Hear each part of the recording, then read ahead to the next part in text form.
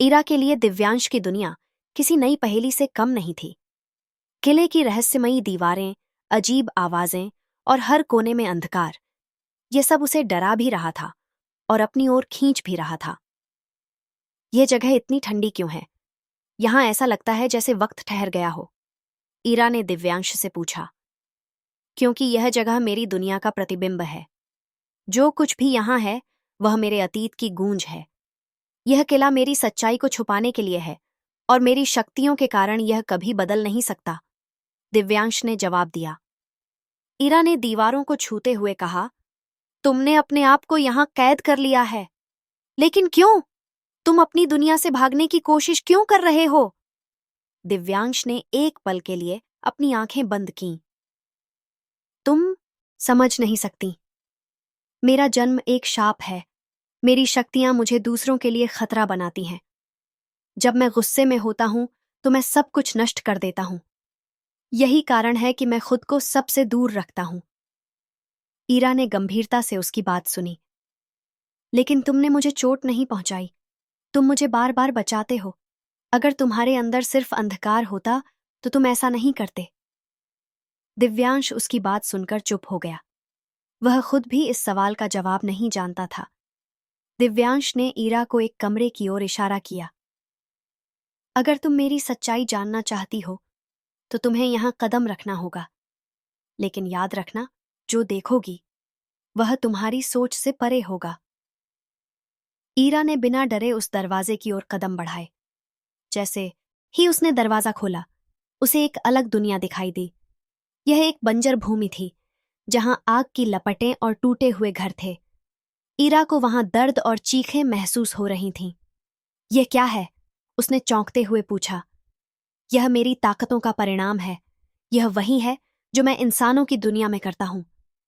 यही कारण है कि मैं उनसे दूर रहता हूं, दिव्यांश ने गंभीरता से कहा। ईरा ने उसकी ओर देखते हुए कहा, तुम्हारी ताकतें तुम्हें परिभाषित नहीं करती। यह तुम्हारे चुनाव हैं जो तुम्हें अच्छा या बुरा बनाते हैं। अगर तुमने खुद को दुनिया से दूर कर लिया है तो इसका मतलब यह नहीं कि तुम बुरे हो। इसका मतलब यह है कि तुम दूसरों को सुरक्षित रखना चाहते हो। दिव्यांश उसकी बात सुनकर हैरान था। तुम इतना सब क्यों कर रही हो? तुम क्यों चाहती हो कि मैं खुद को बदलने की कोशिश करूं? ईरा मुस्कुराई। क्योंकि मैं देख सकती हूं कि तुम्हारे अंदर केवल अंधकार नहीं है। तुमने मुझे बचाया था और मैं जानती हूं कि तुम अपने दिल में भी वही अच्छाई छुपाए हुए हो। दिव्यांश ने ईरा की आंखों में देखा। उसके दिल में पहली बार एक उम्मीद की किरण जगी थी। उसने महसूस किया कि शायद ईरा सही कह रही है। शायद वह खुद को बदलने की कोशिश कर सकता है। लेकिन तभी किले में एक अजीब सी ऊर्जा फैल गई। हवा भारी हो गई और दिव्यांश ने तुरंत ईरा को पीछे हटने को कहा। यहां से जाओ, तुरंत, उसने गंभीरता से कहा। क्या हुआ? ईरा ने घबराकर पूछा। मेरे दुश्मन जाग गए हैं। उन्होंने तुम्हारी उपस्थिति को महसूस कर लिया है। अगर तुम यहां रुकी तो यह तुम्हारे लिए खतरनाक हो सकता है, दिव्यांश ने कहा। ईरा ने जाने से इनकार किया। मैं तुम्हें अकेला नहीं छोड़ सकती। अगर यह तुम्हारी लड़ाई है तो मैं तुम्हारे साथ हूं। दिव्यांश ने गहरी सांस ली। तुम नहीं समझती। यह लड़ाई मेरे और मेरे अतीत के बीच है। अगर तुम इसमें शामिल हुई तो यह तुम्हें भी नुकसान पहुंचाएगी। लेकिन ईरा ने उसकी चेतावनी को नजरअंदाज कर दिया। उसने तय कर लिया था कि चाहे कुछ भी हो, वह दिव्यांश के साथ खड़ी रहेगी। दिव्यांश और ईरा के सामने अब एक नई चुनौती खड़ी थी। अंधकार की ताकतें जाग चुकी थीं और उनके इरादे खतरनाक थे। किले के भीतर फैली हुई अजीब ऊर्जा ने ईरा को बेचैन कर दिया था। दीवारें कांप रही थीं, जैसे किसी अदृश्य ताकत ने उन्हें जकड़ रखा हो। दिव्यांश की लाल चमकती आंखें अब और भी गहरी हो चुकी थीं। तुम्हें तुरंत यहां से जाना होगा ईरा। यह जगह अब तुम्हारे लिए सुरक्षित नहीं है, दिव्यांश ने सख्ती से कहा। लेकिन ईरा ने उसकी बात को नजरअंदाज किया। मैं तुम्हें अकेला छोड़कर नहीं जाऊंगी। अगर यह लड़ाई तुम्हारी है तो मैं इसका हिस्सा बनूंगी, दिव्यांश ने गुस्से से कहा। तुम समझ नहीं रही हो ईरा। ये कोई साधारण लड़ाई नहीं है। ये ताकतें मेरे अतीत का हिस्सा हैं जिन्हें मैं खुद भी पूरी तरह नहीं संभाल सकता। तुम्हारी जिंदगी खतरे में है। अचानक हवा और भारी हो गई। किले के बीचों बीच एक काले धुएं का घेरा बनने लगा। उसमें से एक भयावह आकृति उभरी। यह दिव्यांश का सबसे बड़ा दुश्मन था। अघोर, अंधकार का एक प्राचीन राजा, जो दिव्यांश की शक्तियों को हथियाने के लिए उसे हमेशा चुनौती देता था। दिव्यांश, आखिरकार तुमने अपना कवच खोल दिया, अघोर ने ठहाका लगाते हुए कहा। उसकी आवाज किले की दीवारों से टकराकर गूंज रही थी। और देखो, तुम्हारे साथ यह इंसानी लड़की भी है। कितनी दिलचस्प बात है। दिव्यांश ने इरा को अपने पीछे खींच लिया। उस पर ध्यान मत दे, ये लड़ाई सिर्फ मेरे और तुम्हारे बीच है। अघोर मुस्कुराया। ओह, तो ये लड़की तुम्हारे लिए मायने रखती है। ये और भी दिलचस्प हो गया। अघोर ने अपनी काली शक्तियों से हमला करना शुरू किया। किले की फर्श दरकने लगी और दीवारों से पत्थर गिरने लगे। दिव्यांश ने अपनी शक्तियों का इस्तेमाल करके इरा को सुरक्षित रखने की कोशिश की। दिव्यांश, तुम मुझे नहीं हरा सकते। तुम हमेशा से खुद को इन शक्तियों से बचाने की कोशिश करते आए हो, लेकिन इस बार मैं तुम्हें हराकर तुम्हारी सारी ताकतें ले लूंगा, अघोर ने कहा। दिव्यांश ने गुस्से में कहा, यह तुमसे पहले भी कहा था, लेकिन मैं अपनी ताकतों को तुम्हारे जैसे दानवों के लिए इस्तेमाल नहीं करने दूंगा। ईरा ने देखा कि दिव्यांश की ताकतें कमजोर पड़ रही थीं। वह समझ गई कि अगर उसने कुछ नहीं किया तो अघोर जीत जाएगा। उसने दिव्यांश की ओर देखा और कहा, तुम्हें अपने डर को दूर करना होगा। यह लड़ाई सिर्फ तुम्हारी शक्तियों की नहीं है, बल्कि तुम्हारे विश्वास की भी है। दिव्यांश ने ईरा की बात को सुना, लेकिन वह इस बात को नहीं मान पा रहा था। उसने जवाब दिया, मुझे विश्वास नहीं है कि मैं इस अंधकार को जीत सकता हूं। मेरी शक्तियां हमेशा नुकसान ही पहुंचाती हैं। ईरा ने गुस्से में कहा, तुम्हारे अंदर अंधकार से ज्यादा रोशनी है। तुम बस इसे पहचान नहीं पा रहे हो। अपनी ताकत को अपने दुश्मन नहीं, अपने दोस्त की तरह देखो। ईरा की बातों ने दिव्यांश के अंदर एक नई ऊर्जा जगा दी। उसने अपनी आंखें बंद की और अपनी शक्तियों को स्वीकारने की कोशिश की। उसके अंदर की शांति धीरे धीरे उसकी ताकतों पर नियंत्रण पाने लगी। अचानक दिव्यांश की लाल आंखों की जगह एक सुनहरी चमक उभरी। उसकी शक्तियों का रूप बदलने लगा। अब वह अघोर के हमलों को न केवल रोक पा रहा था, बल्कि उन्हें पलट भी रहा था। अघोर चौंक गया। यह कैसे संभव है? तुम अपनी शक्तियों पर नियंत्रण कैसे पा सकते हो? दिव्यांश मुस्कुराया, क्योंकि मैंने अपने डर को जीत लिया है। अब तुम मेरी ताकतों को मेरे खिलाफ इस्तेमाल नहीं कर सकते। दिव्यांश ने अपनी नई शक्ति से एक तेज रोशनी पैदा की, जिसने अघोर की काली ऊर्जा को नष्ट कर दिया। अघोर कमजोर होकर किले की जमीन पर गिर पड़ा। यह खत्म नहीं हुआ है दिव्यांश, मैं वापस आऊंगा, अघोर ने कहा और काले धुएं में गायब हो गया। लड़ाई खत्म होने के बाद किले में फिर से शांति छा गई। दिव्यांश ने इरा की ओर देखा। उसकी आंखों में अब कृतज्ञता और आत्मविश्वास था। तुमने मेरी मदद की। अगर तुम नहीं होती तो मैं शायद कभी अपनी शक्तियों पर नियंत्रण नहीं पा सकता, दिव्यांश ने कहा। इरा मुस्कुराई। तुम्हें मेरी मदद की जरूरत नहीं थी। तुम हमेशा से सक्षम थे। तुम्हें बस खुद पर विश्वास करना था। दिव्यांश ने उसकी ओर कदम बढ़ाया। शायद तुम्हारे आने का मकसद यही था। तुमने मुझे मेरे डर से आजाद किया, और शायद तुमने मुझे यह भी सिखाया कि मैं इंसानियत के करीब आ सकता हूं। हालांकि अघोर को हराया जा चुका था, लेकिन दिव्यांश जानता था कि यह संघर्ष अभी खत्म नहीं हुआ है। उसने अब ठान लिया था कि वह अपनी शक्तियों को एक नई दिशा देगा। ईरा ने भी यह तय कर लिया कि वह दिव्यांश के साथ इस यात्रा में उसका साथ देगी। दिव्यांश और ईरा के बीच बढ़ती नजदीकियां अब एक अनकही समझ में बदल चुकी थीं। दोनों जानते थे कि उनकी राहें आसान नहीं थीं, लेकिन एक दूसरे के साथ होने का वादा उनकी सबसे बड़ी ताकत बन चुका था। किले की दीवारों पर अब भी अघोर की लड़ाई के निशान थे।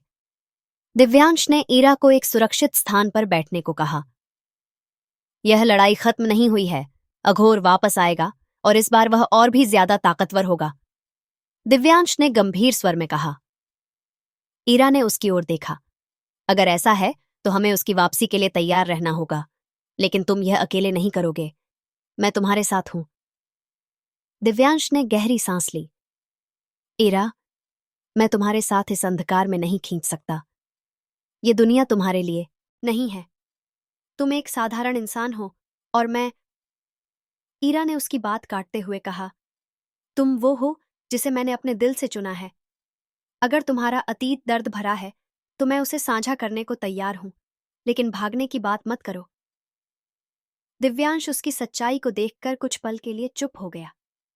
पहली बार उसे लगा कि कोई उसकी परवाह करता है, बिना उसकी शक्तियों या शाप को देखे। उसी रात जब ईरा सो रही थी, दिव्यांश ने किले की दीवारों के पास एक अजीब सी ऊर्जा महसूस की। काले धुएं की परछाई फिर से उभरने लगी।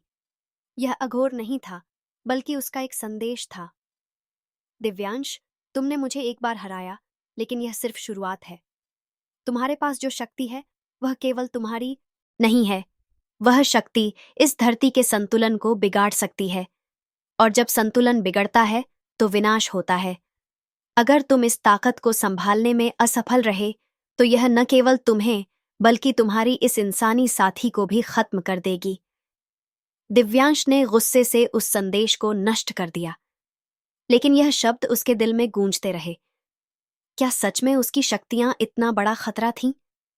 अगली सुबह जब ईरा ने दिव्यांश को चिंतित देखा तो उसने सवाल किया, तुम इतने परेशान क्यों हो? क्या हुआ? दिव्यांश ने उसे सब कुछ बताया। अघोर सही कह रहा है। मेरी शक्तियां सिर्फ मुझसे जुड़ी हुई नहीं हैं। अगर मैं इन पर नियंत्रण नहीं रख पाया तो यह सारी दुनिया के लिए खतरा बन सकती है, और मैं यह जोखिम तुम्हारे लिए नहीं ले सकता। ईरा ने उसकी बात सुनकर उसकी आंखों में देखा। तो इसका मतलब है कि तुम्हें अपनी ताकतों को और अच्छे से समझना होगा। अगर तुम्हें यह संतुलन बनाना है तो मैं तुम्हारे साथ रहूंगी। ईरा, यह इतना आसान नहीं है, दिव्यांश ने कहा। कोई भी चीज आसान नहीं होती, लेकिन हम इसे मुश्किल होने के कारण छोड़ तो नहीं सकते, ईरा ने आत्मविश्वास के साथ कहा। दिव्यांश और ईरा ने मिलकर यह तय किया कि वे अपनी शक्तियों और अतीत के रहस्यों को समझने के लिए एक नई यात्रा शुरू करेंगे। दिव्यांश ने एक प्राचीन ग्रंथ का जिक्र किया जिसमें लिखा था कि ऐसी शक्तियों को संतुलित करने का रहस्य छुपा हुआ है। यह ग्रंथ उस स्थान पर है जिसे अमृत सागर कहते हैं, लेकिन वहां तक पहुंचना आसान नहीं होगा।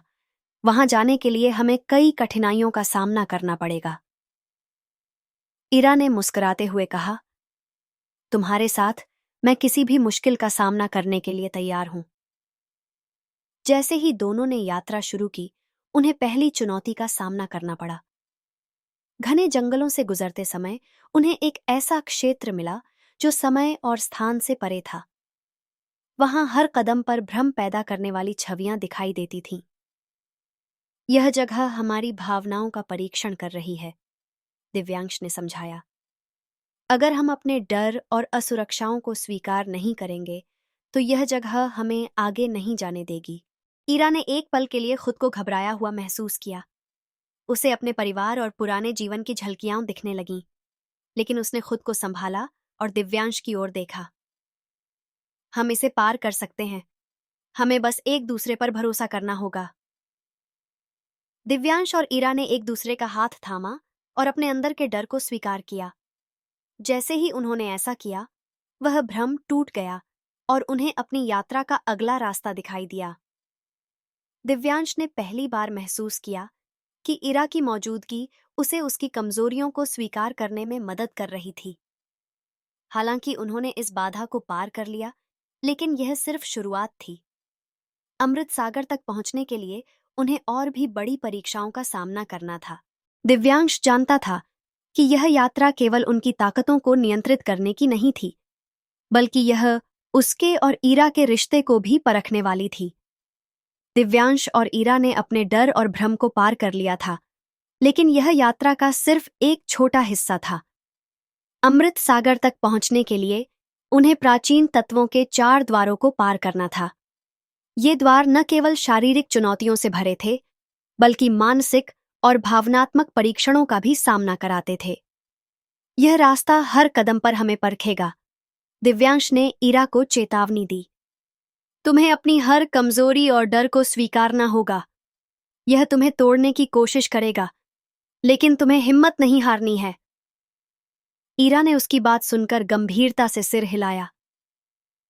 मैं तैयार हूं। तुम्हारे साथ रहते हुए मैंने सीखा है कि डर का सामना करना ही उसे हराने का पहला कदम है। पहला द्वार एक ज्वालामुखी के भीतर था। जैसे ही दोनों उस जगह पहुंचे, उन्हें चारों ओर से गर्म लावा और धधकती हुई आग ने घेर लिया। यह आग हमारी इच्छा शक्ति का परीक्षण करेगी, दिव्यांश ने समझाया। अगर हमने डर या संदेह दिखाया तो यह आग हमें निगल लेगी। ईरा ने अपने भीतर हिम्मत जुटाई और दिव्यांश के साथ कदम बढ़ाया। आग की लपटें जैसे जैसे करीब आईं, ईरा को अपने बचपन के डर याद आने लगे। उसके माता पिता का खो जाना, अकेलेपन का दर्द। वह रुकने लगी। दिव्यांश ने उसकी ओर देखा। ईरा, अपने डर को दबाने की कोशिश मत करो। इसे महसूस करो, इसे स्वीकार करो। तभी यह तुम्हें नुकसान नहीं पहुंचा पाएगा। ईरा ने अपनी आंखें बंद कीं और गहरी सांस ली। उसने अपने डर को महसूस किया, लेकिन फिर उसे यह एहसास हुआ कि वह अब अकेली नहीं है। दिव्यांश उसके साथ था। उसने अपनी आंखें खोलीं और लपटों की ओर कदम बढ़ाया। आग ने उसे रास्ता दे दिया। दिव्यांश ने मुस्कुराते हुए कहा, तुमने यह कर दिखाया। दूसरा द्वार एक रहस्यमय झील के भीतर था। झील की सतह पर प्रवेश करते ही दोनों को ऐसा महसूस हुआ जैसे वे पानी के नीचे किसी और ही दुनिया में आ गए हों। यह द्वार भावनाओं का परीक्षण करता था। झील ने दोनों को उन पलों में ले जाया जहां उन्होंने सबसे ज्यादा दर्द और पीड़ा महसूस की थी। ईरा ने खुद को अपने माता पिता के अंतिम समय को फिर से जीते हुए पाया। उनकी चीखें, उनका दर्द, सब कुछ उसके सामने था। दिव्यांश ने देखा कि ईरा दर्द में थी। उसने उसके पास आकर कहा, ईरा, यह तुम्हारी भावनाओं का परीक्षण है। यह तुम्हें तुम्हारे सबसे कमजोर पलों में ले जाएगा, लेकिन याद रखना, यह सिर्फ तुम्हारे अंदर की ताकत को जगाने के लिए है। तुम इसे हरा सकती हो। ईरा ने अपनी पीड़ा को स्वीकार किया और धीरे धीरे उस दर्द से ऊपर उठने लगी। उसने झील को, अपनी भावनाओं को और तोड़ने नहीं दिया। अगला द्वार एक विशाल घाटी में था। यहां तेज हवाएं चल रही थीं, जो दोनों को हर दिशा में खींचने की कोशिश कर रही थीं। यह द्वार मन की स्थिरता का परीक्षण करता था। हवा उनके दिमाग में भ्रम पैदा कर रही थी। ईरा को लगा कि दिव्यांश उसे छोड़कर चला गया है। उसने चारों ओर देखा, लेकिन दिव्यांश कहीं नजर नहीं आया। दिव्यांश को भी ऐसा महसूस हुआ कि ईरा ने उसे धोखा दे दिया है, लेकिन वह जानता था कि यह सिर्फ हवा का खेल था। उसने अपनी आंखें बंद कीं और अपने दिमाग को शांत किया। ईरा, यह सिर्फ भ्रम है। अपनी आत्मा की आवाज सुनो, मैं यहीं हूं। दिव्यांश ने ईरा तक अपनी ऊर्जा भेजी। ईरा ने उसकी आवाज सुनी और अपने डर को पीछे छोड़ दिया। उसने दिव्यांश को खोज लिया और दोनों ने इस द्वार को पार कर लिया। आखिरी द्वार धरती की गहराइयों में छुपा था। यहां दोनों को अपने भीतर के सबसे गहरे सच का सामना करना था। दिव्यांश ने देखा कि वह अपने अतीत के सबसे दर्दनाक क्षण में खड़ा है। वह क्षण जब उसकी शक्तियों ने उसके पूरे गांव को तबाह कर दिया था। उसे अपनी गलती और उसके परिणामों का सामना करना पड़ा। ईरा ने उसका हाथ पकड़कर कहा, तुम्हारी शक्तियां तुम्हें परिभाषित नहीं करती, तुम्हारे चुनाव करते हैं। अब तुम वही इंसान नहीं हो। दिव्यांश ने अपने अंदर के दोष को स्वीकार किया और उसे पीछे छोड़ दिया। ईरा ने भी अपने अंदर के डर और अकेलेपन को स्वीकार किया। उसने समझा कि जीवन में दर्द और खुशी दोनों साथ चलते हैं, लेकिन उनका सामना करना ही असली ताकत है। चारों द्वार पार करने के बाद दोनों अमृत सागर के द्वार तक पहुंच गए। यह एक चमचमाती झील थी जो सुनहरी रोशनी से घिरी हुई थी, लेकिन वहां पहुंचते ही उन्हें एक नई चुनौती का सामना करना पड़ा। अमृत सागर की रक्षा करने वाला एक प्राचीन संरक्षक उनके सामने प्रकट हुआ। तुमने द्वारों को पार कर लिया है, लेकिन यह तुम्हारे साहस की अंतिम परीक्षा है। यह देखना होगा कि तुम अपनी शक्तियों का उपयोग किस उद्देश्य से करोगे, संरक्षक ने कहा। क्या दिव्यांश और ईरा इस अंतिम परीक्षा को पार कर पाएंगे? क्या अमृत सागर उन्हें उनके सवालों के जवाब देगा?